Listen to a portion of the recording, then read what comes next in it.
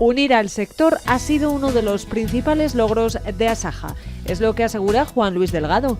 El presidente de Asaja Salamanca aspira a ganar las elecciones el próximo 12 de febrero a la representatividad agraria, obteniendo un mayor respaldo que en el año 2018.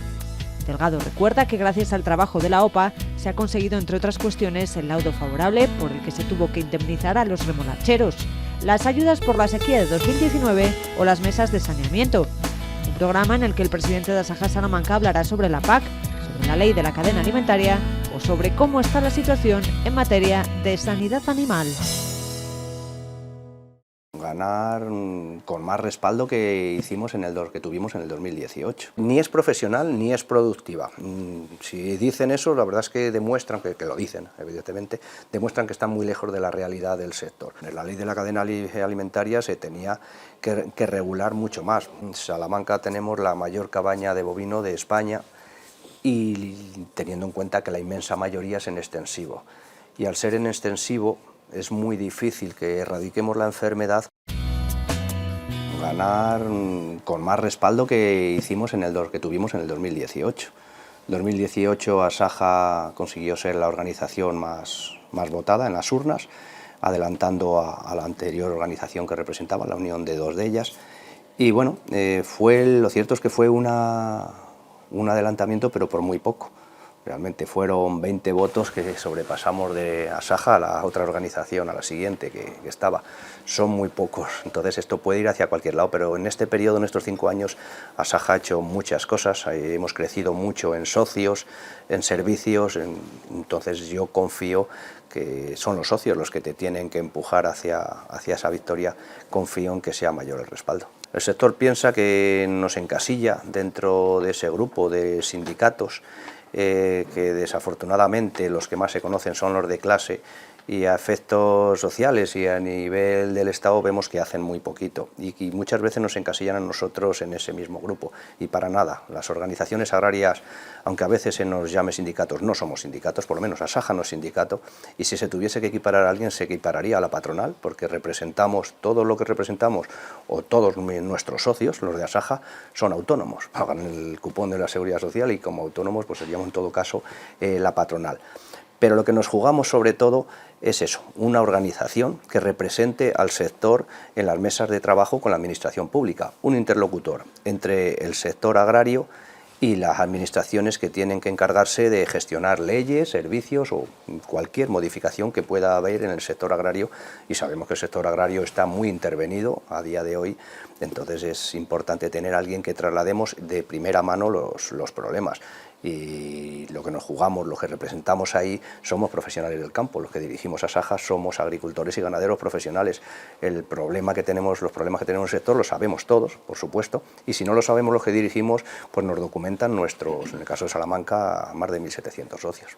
Somos profesionales, como he dicho anteriormente, todos nuestros socios son agricultores a título principal y los que dirigimos somos agricultores, estamos en la organización temporalmente. En el caso de Salamanca tenemos una limitación de mandato que no puede exceder de los 8 años, en el caso del presidente. Entonces estás aquí transitoriamente pues trabajando por tu organización, por tus compañeros, pues como he dicho antes, por tus 1.700 socios, y eso yo creo que es importante. Durante un tiempo te pones a servicio de todos y dejas el relevo a otro que sea más joven o que sea, pero que pueda aportar cosas nuevas. Y luego pues no tenemos ninguna vinculación política. Asaja no tiene ningún tipo de vinculación política hacia un partido ni otro, ni está manipulado. En cambio, no pueden decir eso todas las organizaciones, porque está bien claro, otras organizaciones que se les ve un respaldo están vinculados pues incluso a los sindicatos de clase, cosa que Asaja no estamos vinculados a nadie. Una de las principales cosas que ha hecho Asaja ha sido pues unir al sector. Yo creo que Asaja y en concreto en Salamanca hemos tenido mucha participación en intentar englobar al sector todo ante unos mismos problemas para trasladar de una sola voz cuestiones muy básicas como la sanidad animal, por ejemplo, en Salamanca, que tiene mucha importancia, pues intentar trasladar desde una sola voz a las administraciones públicas los problemas, porque no es lo mismo cuando vas a esas mesas de trabajo, de negociación con la administración o de aportar ideas y soluciones, que vaya una organización y diga una cosa y vaya otra y diga la contraria para un mismo objetivo. Entonces las administraciones, evidentemente, si ve dentro del sector disparidad, pues va a hacer lo que quiera. Si unos dicen una cosa y otros dicen la contraria, pues hará lo que le dé la gana. Entonces no consensuamos nada. En cambio, de esta forma yo creo que es muy importante lo de intentar trabajar por la unión del sector. Y luego hay muchos logros que no se aprecian. Hay muchos problemas en el sector agrario. Es cierto que cada vez hay más. Esta PAC, que es algo, por ejemplo, muy natural ahora mismo que estamos iniciando el nuevo periodo, pues hay muchas cosas que se han corregido. Es malísima. Esta PAC sería para tirarla y empezar a hacerla de nuevo, pero hay cosas que se han corregido. Podría enumerar, por ejemplo, lo de la rotación de cultivos, que se imponía para todos los cultivos. Hemos conseguido que eso se reinvierta, y eso ha sido una de las principales cosas que Asaja Salamanca ha luchado y lo ha conseguido, principalmente para el caso del maíz, por ejemplo. Asaja Salamanca junto con Asaja León, que nos movilizamos en Madrid. Se ha conseguido una compensación para la remolacha, por saltarse el acuerdo AMI, la azucarera, y eso es importante, porque una cosita como esta, que la hemos conseguido solo desde Asaja, que Asaja se jugó ir a un proceso judicial, a un proceso de arbitraje que costaba mucho dinero. Realmente, que si cuentan las cifras, parece que no hacemos nada a efectos de los agricultores, pero nosotros nos jugamos nuestro dinero para sacar cosas para todos, para los que son socios y para los que no son socios. En este caso sacamos 6 millones de euros para todo el sector remolachero de todo el Estado, de toda España. Y eso es mucho dinero. Y nosotros nos jugamos, pues ese proceso, azucarera creo que le costó unos 400.000 euros, lo que le costó pagar los abogados, todos los estudios, las costas y demás. Además, bueno, azucarera luego ha tenido que pagarlo, lo que tenía que pagarlo, pero si hubiésemos perdido lo habríamos tenido que pagar a Asaja para sacar algo para todo el sector. Entonces son muchos los logros, mejoras en la seguridad social que se quieren modificar, el nuevo sistema de fiscalización, los modelos, por ejemplo, la seguridad social agraria se va a modificar también, el IRPF, tener el tipo de seguridad social de autónomos en el sector agrario, eso lo sigue manteniendo Asaja. Bueno, hay infinidad de cuestiones que si no estuviésemos ahí estarían peor. Y a día de hoy la Administración tiene claras muchas cosas. Es una PAC enrevesada, muchas veces nos dicen que están simplificando los procesos de la burocracia, pero para nada. Cada cosa que tocan la enredan más y complican más el día a día del sector agrario en este caso. La acogida ha sido mucha, hemos tenido muchas jornadas, tuvimos una ronda previa a la sementera, bueno, cuando tuvimos datos más concretos de la PAC, que fue por noviembre, octubre y noviembre, y tuvimos una ronda por muchos pueblos de la geografía de la provincia, no sé, 12, 14 pueblos. Nos corrimos informando antes para que supiesen que podrían sembrar para adaptarse hasta cierta medida, porque no hay muchas cosas que no estaban claras. Y ahora mismo estamos en otro proceso igual, seguimos aclarando dudas, pero entre tanto en nuestras oficinas continuamente ha sido el goteo o masivamente pasando nuestros socios para aclarar su futura PAC, porque en base a lo que tengan sembrado tienen que gestionar luego la PAC, y en base a lo que pongan en su PAC cobrarán unas cosas u otras. En esta PAC se han metido una figura un tanto extraña, los ecoregímenes, es una figura medioambientalista que quiere dar cobertura a esos lobbies ecologistas que quieren justificar la salvación del planeta con cosas absurdas, y esa figura nos va a costar mucho dinero a los agricultores, y ahí es donde más dudas están teniendo pues los agricultores propios, los ganaderos, cuando tienen que realizar su previa a la sementera, lo que tienen que hacer para declararlo luego ahora. A partir de marzo hay que declarar algo que lo has hecho antes y tiene que ajustarse a las normas que entran en vigor ahora en marzo. Ni es profesional ni es productiva. Si dicen eso, la verdad es que demuestran, que lo dicen evidentemente, demuestran que están muy lejos de la realidad del sector. De hecho, se está penalizando a las explotaciones más productivas, se está penalizando a las explotaciones más grandes, se está penalizando al profesional. Ni es más productiva ni es más profesional. Castilla y León tenemos el sector agrario más profesional de toda España. Aquí somos profesional, al contrario que pasa en otras comunidades que tienen la agricultura como compensación a otro, puedes tener un taxi o un kiosco, un bar o cualquier otro negocio, y tienen la agricultura para tiempos libres y para pequeñas producciones. En Castilla y León no. La inmensa mayoría en Castilla y León somos profesionales, nos dedicamos a la agricultura, no tiene que ver que algunos tengan otra actividad, por supuesto. Entonces vivimos de la agricultura. Durante todos estos periodos, estos años anteriores y la PAC, hemos ido dimensionando las explotaciones para hacerlas viables, porque ha sido un sector intervenido, no hemos podido vender el producto al precio que quisiéramos y por lo tanto hemos tenido que hacer explotaciones grandes para, con muy poquito margen en cada kilo de cereal, en cada kilo de ternero que produzcamos, pues poder subsistir. producir. Pues ahora nos están penalizando. Esas explotaciones más dimensionadas son las que menos PAC van a cobrar proporcionalmente, ¿no?, a su producción, porque a partir de X volumen lleva lo que se llama la degresividad y va penalizando. Hasta X hectáreas cobrarás un precio y a partir de X hectáreas un precio menos alto. Entonces, de eso nada, esta PAC no va para los profesionales ni va para producir, y eso es un gran error de cara a lo que estamos viendo en la sociedad, que vamos a tener una dependencia de terceros estados cada vez más, con esta PAC que nos penalice al que produzca, pues es un error grandísimo. Y luego, este error está propiciado por los políticos europeos, por los burócratas europeos, que entre ellos están los de cada país. Luego echaremos la culpa, no sabemos a qué, cuando dentro de unos años nos falte alimento para la sociedad o se siga encareciendo, que se la estamos echando ya. Nos echamos la mano a la cabeza porque está muy cara la leche, porque está muy caro el pan, porque está muy caro todo, claro, si es que es lo que están propiciando. Si os estáis cargando a los que producen y tenéis que depender de que venga de otros países, pues bueno, pues esas son las consecuencias. Lo estamos viendo como ha pasado con la energía.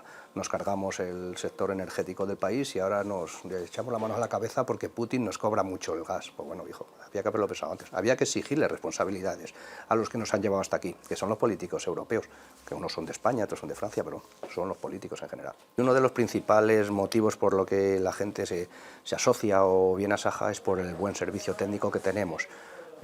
Tenemos unos técnicos que son fabulosos y además la vinculación, el socio con la organización la tiene principalmente por ese técnico que les saca todos los problemas. Ahora mismo, si nos dejamos un trámite por hacer, yo lo digo siempre, es mejor dejar sin sembrar una hectárea de cereal que dejar sin tramitar un papel, porque es que te juegas mucho con la burocracia, dependemos mucho de esas dichosas limosnas. Ojalá no fuera así, ojalá nosotros tuviéramos nuestro margen comercial como tiene cualquier otro sector. Lo que le cuesta un producto lo vende un poquito más y de eso saca su rentabilidad. Ojalá fuera así y nos tuviésemos que olvidar de las limosnas que nos dan, pero desgraciadamente hoy por hoy nuestro sector en casi todo no es rentable por sí solo. Entonces hay que tramitar todas las ayudas posibles y luego hay que estar adaptado a la normativa que tienes que cumplir, normativa en cuestión medioambiental, de gestión de purines, de gestión de tus animales. Es muchísima la burocracia y en Asaja lo damos todo y queremos seguir dando cada vez más. De hecho, estamos aumentando. Adquirimos unas oficinas en propiedad hace 4 años, y ahora hemos adquirido otras porque ya la dimensión que tenemos nos han quedado pequeñas y además queremos implementar más servicios. Queremos que cuando uno de nuestros socios entre en las oficinas de Asaja, sepa que puede hacer todo. Si decide comprarse un coche, puede dejar allí los papeles, la documentación, le tramitemos el cambio de titular, le hagamos el seguro, se lo adaptemos para la actividad. Queremos que seque todo y así a la vez luego hacer la declaración de la renta. Si hemos hecho el seguro, si hemos tramitado la documentación, tendremos todos los datos para hacerle la declaración de la renta y no se perdería ningún trámite.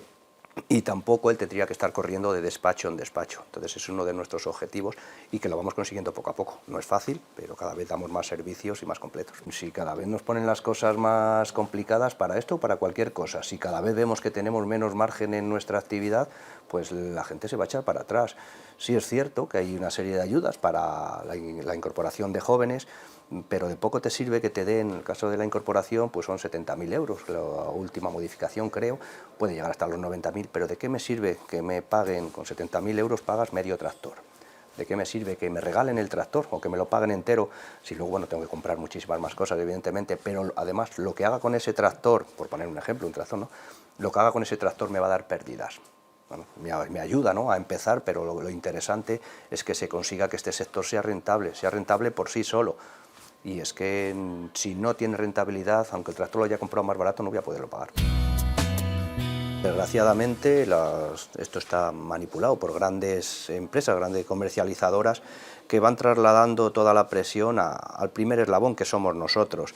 Y si no consigue que el primer eslabón productor del territorio europeo, de España en este caso, le ponga el producto al precio que a ellos le interesa para tener su margen comercial, pues tiene la posibilidad, al ser unas grandes empresas, de importarlo. Que la mayoría de las veces pues viene sin las mismas condiciones que a nosotros nos exigen, que por eso no somos competitivos en muchos casos, porque yo no puedo competir con unas naranjas de Sudáfrica que les permiten echar unos productos que aquí no nos lo permiten, o quien dice la ternera, que es algo común en Salamanca. No podemos engordar aquí los terneros si no nos permiten echar unas drogas que se llaman, clenbuterol, que sí se permite en otros países de Latinoamérica, por ejemplo. Es imposible. Si no tienen, como aquí tenemos, unos controles sanitarios muy estrictos que nos suponen costes, y en otros lugares no los tienen. Lógicamente ellos pueden competir e importar. Entonces el producto al final nos lo van a imputar a nosotros, esos costes, esa reducción de esos impuestos.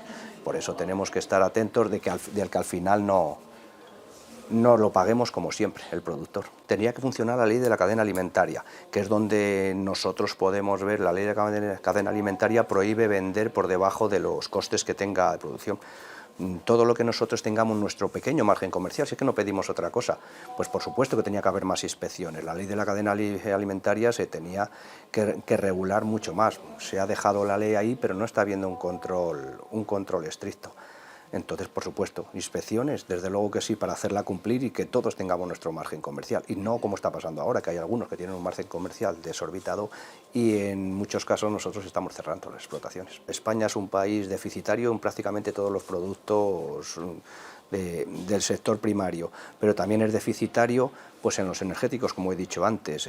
Los costes de producción en cuestiones de cereal, por ejemplo, van muy ligados al gas, a los fertilizantes, y al ser deficitario en estas materias primas, pues lógicamente estamos expensas de los países terceros y el precio que nos quieran poner.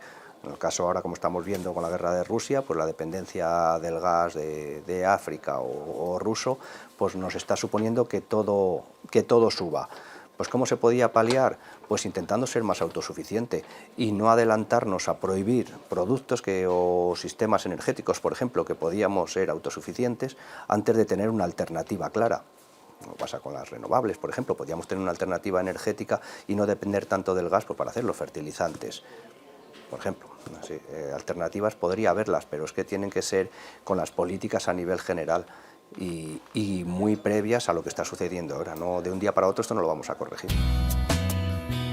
Esta es una normativa impuesta por Europa que se aprobó en junio del 2022 y que se aplicó una moratoria para que entrase en vigor a día 1 de enero del 2023. Y claro, por la controversia que ha creado esta nueva petición, pues por parte de las administraciones se ha estado aplicando una pequeña moratoria durante un mes para intentar adaptarnos.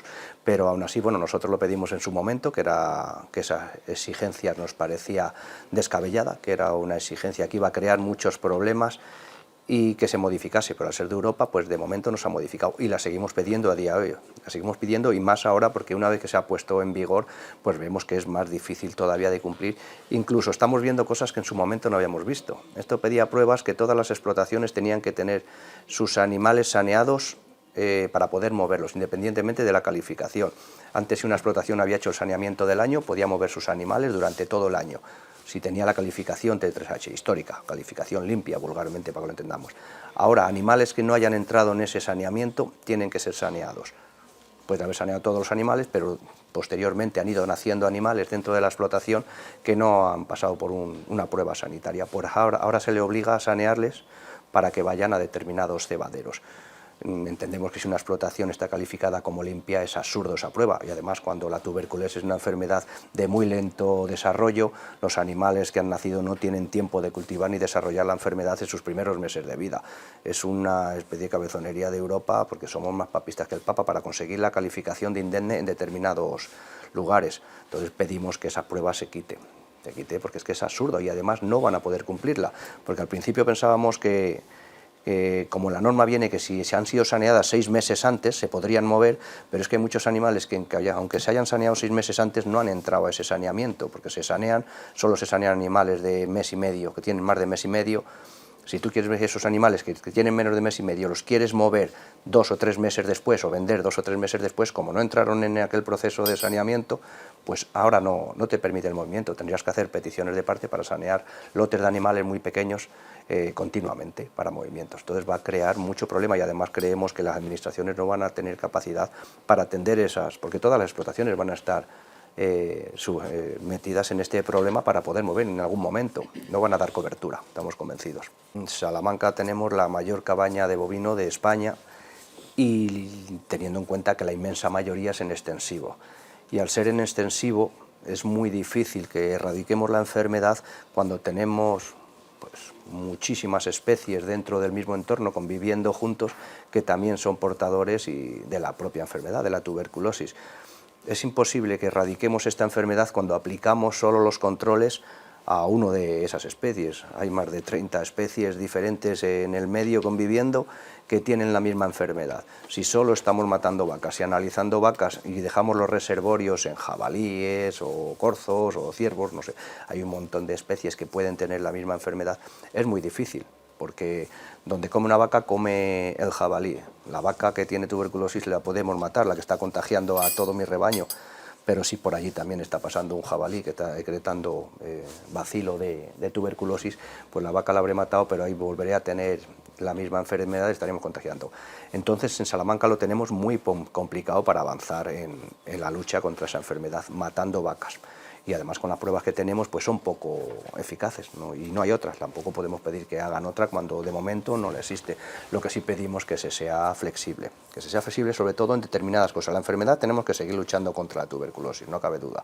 Es una zoonosis y por el riesgo que hay de su transmisión hacia las personas, que cada vez es menos, lógicamente, pero bueno, hay que seguir luchando. Pero nosotros lo que pedimos es que a la vez que luchamos contra la enfermedad, que se nos permita poder convivir con las prácticas de manejo. Y hay en cuestiones donde no, esas trabas que nos ponen, como esto que me has comentado antes de las pruebas a cebaderos, pues eso no va a mejorar la calificación sanitaria, porque son animales que su movimiento es la antesala de la muerte, es decir, ese animal va a estar durante 4 o 6 meses en un cebadero y de ahí obligatoriamente va a ser sacrificado, no va a poder contagiar ni propagar más la enfermedad. Entonces nosotros lo que pedimos que, aunque tenemos que seguir luchando con la enfermedad, hay prácticas que nos las tienen que permitir, sobre todo esos movimientos a cebaderos, que es el mayor problema que estamos teniendo ahora, porque el sanear o chequear los animales una vez al año, o 2 incluso en algunas zonas, pues no sería mayor problema si pudiésemos mover a esos cebaderos sin las penalizaciones que tenemos, porque cuando la calificación es inferior, como nos pasa en Salamanca en muchas explotaciones, esos animales llevan una penalización en el precio, una penalización que puede estar en torno de 100 euros por animal, 100, 120. Ese es el margen que tenemos en un ternero. El margen que podemos ganarle a un ternero en una explotación podría ser ese. Si por el hecho de tener esa calificación para moverse a un cebadero ya te están penalizando con esa pérdida, y además ese cebadero luego lo puede vender, porque esas canales van a la cadena alimentaria sin ningún problema, no se contagia por consumo, ni mucho menos. Entonces no es lo que pedimos, que esas trabas no existan. Es un año que promete. Este 2023, entre la nueva reforma de la PAC y las limitaciones sanitarias que nos están llegando, la prevalencia en tuberculosis, que he preguntado antes, pues tiene pinta de que va a seguir subiendo en Salamanca, por lo que estamos viendo a pie de campo. Hasta marzo no sabremos los datos de este año. Estos chequeos que hemos comentado también antes de los animales para mover a cebadero en las explotaciones históricas, pues nos van a complicar muchísimo la vida. Y ahora la lengua azul. La lengua azul tenemos que tener vacunada toda la cabaña ganadera, bovina, ovina y caprina antes de abril, marzo. No sabemos exactamente todavía la fecha. Y eso es muy complicado, porque tiene vacuna y revacuna, teniendo en cuenta que la ganadería extensiva la puedes encerrar cuando la puedes encerrar, no la puedes encerrar cuando tú quieras, ni más con la climatología que hemos tenido en este momento, lloviendo, los corrales son en sitios abiertos, no puedes encerrar, se nos va a juntar toda la vacunación pues ahí a final de febrero y marzo, así que desde aquí pido que los ganaderos se apresuren a hacerlo, porque va a ser obligatorio para poder desarrollar movimientos. Si no está vacunado, toda Salamanca, la explotación que no esté vacunada no va a poder mover animales a cebadero tan siquiera, a cualquier otro lugar. Eso nos va a complicar mucho la vida, porque además la vacunación es oficial, tienen que hacerlo o los veterinarios oficiales o los equipos, tu propio veterinario, pero previa solicitud y que la autoricen y en los momentos que puedan. Si nos dejasen al menos vacunar a nosotros también para ir agilizando, pero va a ser complicado, si nos va a complicar mucho el año.